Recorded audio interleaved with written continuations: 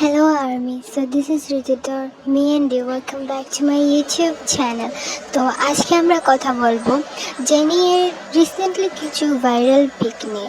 আমাকে অনেকেই তোমরা জিজ্ঞেস করো যে এই পিকগুলা আসলে এআই নাকি রিয়েল, বা এই পিকগুলা এত মিনিমাম কেন, মানে খুব কম স্পটে এইগুলা হচ্ছে অ্যাভেলেবল।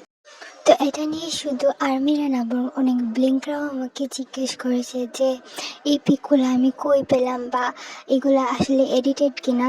তো প্রথমেই বলে দিই, এই পিকগুলো এডিটেড না, এইগুলা হচ্ছে জেনি এর নতুন অ্যালবামের পিক। এবার তোমরা বলবে যে এইগুলা সব জায়গায় অ্যাভেলেবেল না কেন, বা অফিসিয়াল পেজগুলোতে আছে কিনা না। তো দেখো, আমাদের যখন টাইপ ভি এই ফটোশ্যুটগুলোর পিক আপলোড করে, তো সবগুলো কিন্তু আপলোড করে না, অনেক পিকই সে তোলা হয়েছে। তো সেই পিকগুলো হচ্ছে অ্যাজ এ বুক সেল করা হচ্ছে। তো এরকমই হতে পারে জেনির পিকগুলোও সেল করা হচ্ছে, কারণ আমি যে পিকচারগুলো পেয়েছি সেগুলো ক্লিয়ারলি বোঝা যাচ্ছে যে কোনো বুক থেকে নেওয়া হয়েছে, মানে কোনো ফটো বুক থেকে। তো এরকমই মেবি কোনো ফটো বুক থেকে নেওয়া হয়েছে।